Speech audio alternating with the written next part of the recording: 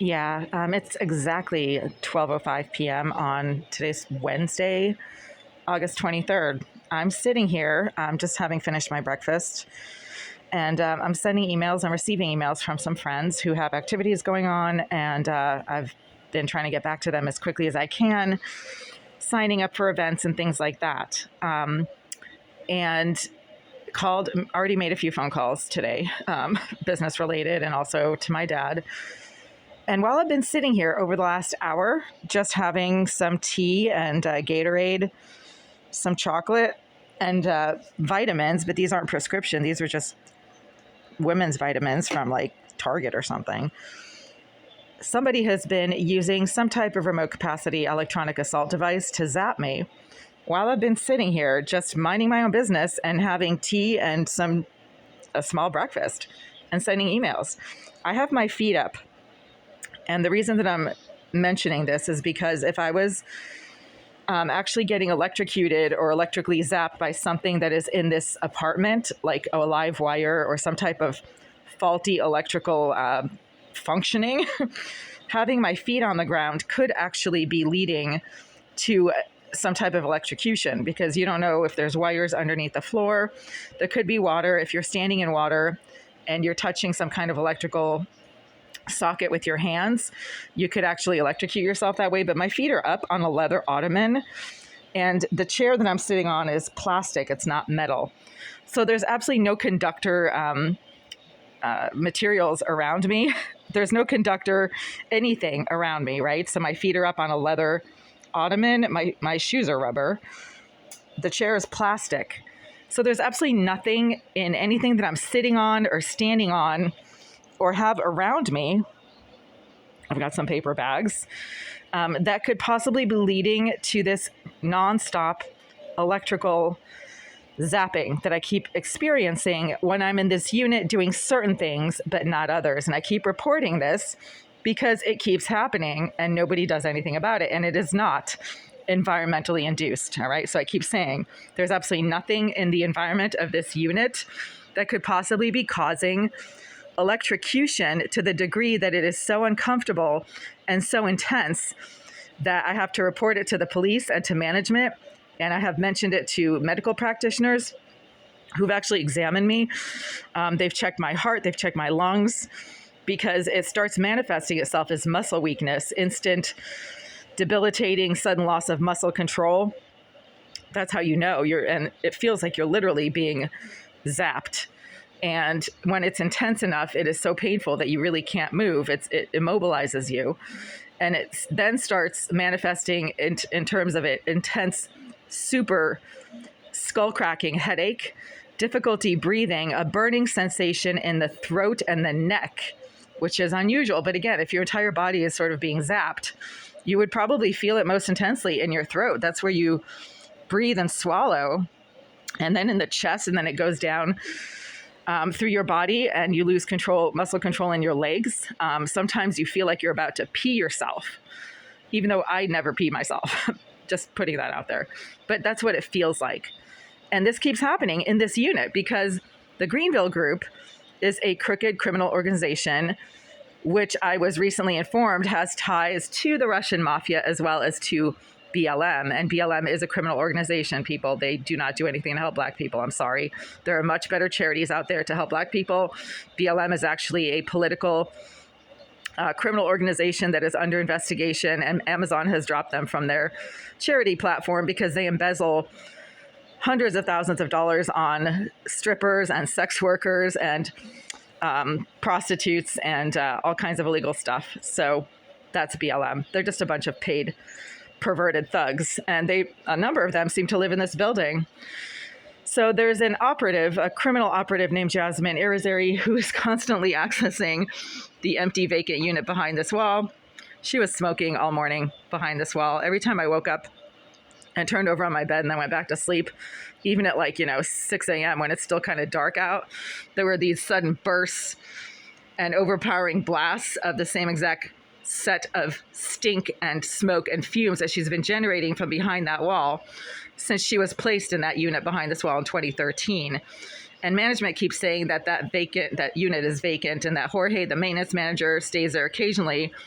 But maybe what they don't realize or they don't want to admit is that J.Irrizary is a career criminal who's able to pick locks, and she has a demonstrated ability to pick the locks to locked doors. She has done that to my door on a number of occasions.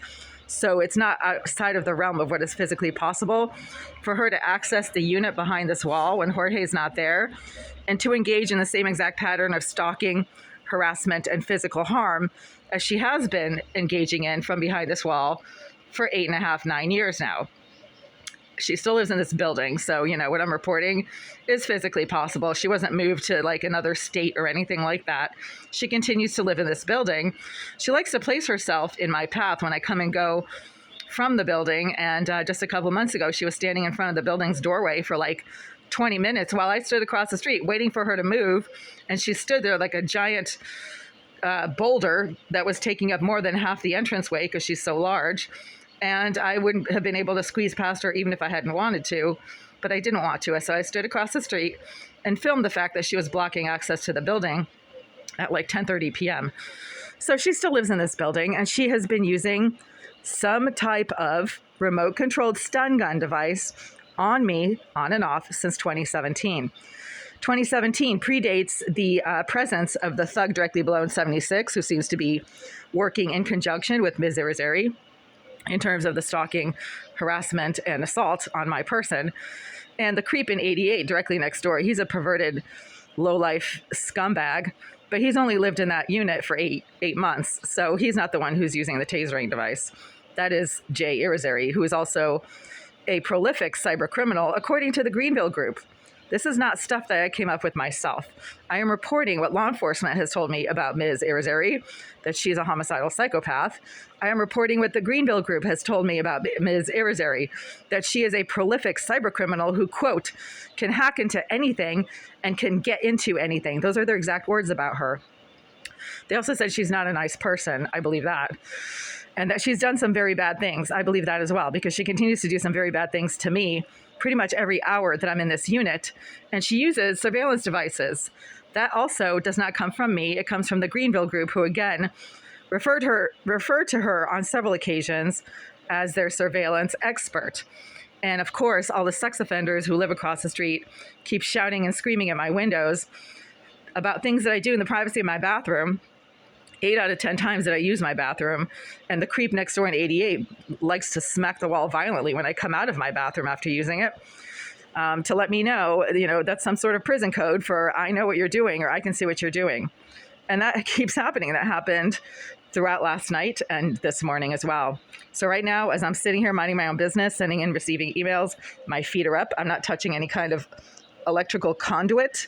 I'm not sitting on a metal chair that could be electrocuting me. I'm not standing on some kind of exposed wire that could be electrocuting me.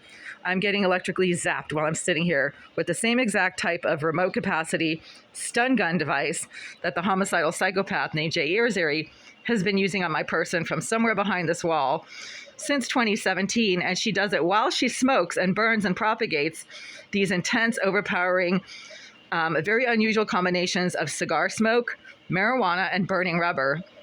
And it cycles through each one pretty rapidly. So that's something I never have smelled outside of this building or outside of this corner right here. She likes to do that on purpose to let me know that she's right behind that wall or that she's somewhere in the vicinity of Unit 78 and that I have to deal with her presence anyway. Psychopaths live to instill fear, distress, and harm on other people. And that is what she proves herself to be doing every single day towards me. So it makes me wonder if she's maybe getting paid to do this or if she's so psychotic that she spends every hour of her sad, wasted life stalking and harassing people based on the surveillance footage of what she can see them doing in the privacy of their living spaces and of their bathroom. Because again, last night when I tried to use my bathroom, she was smoking behind that wall. The creep next door started making violent pounding noises as soon as I came out of my bathroom. That kind of stuff. I mean, this keeps happening. Nobody does anything about it because obviously the management is encouraging these people to do this if they're not directly paying them or somehow giving them some type of compensation for that. And the police are corrupt as well. They're either corrupt or just totally incompetent, and I still haven't figured out which either. that nothing ever changes, nothing ever gets better. That homicidal psychopath is constantly behind this wall right here. The disgusting low-life scum sex offender in 88 keeps making violent banging noises whenever I talk to my 12, 13-year-old niece, who he seems to have knowledge of. The creep next door starts making violent pounding noises also when I talk about my 12 and 13-year-old niece in California, who they should not have any knowledge of. Whenever I talk about her or open a picture of her on my phone or talk to my mom about the kids in California, they suddenly start getting very violent, deliberately making repeated violent banging noises as some type of prison code to let me know that they know what I'm talking about, that they have knowledge of my niece and nephew, which is really, really concerning. So yeah, that keeps happening. Nobody does anything. So I keep reporting it, and I'm going to keep reporting it, just to expose the incompetence of all entities and agencies involved.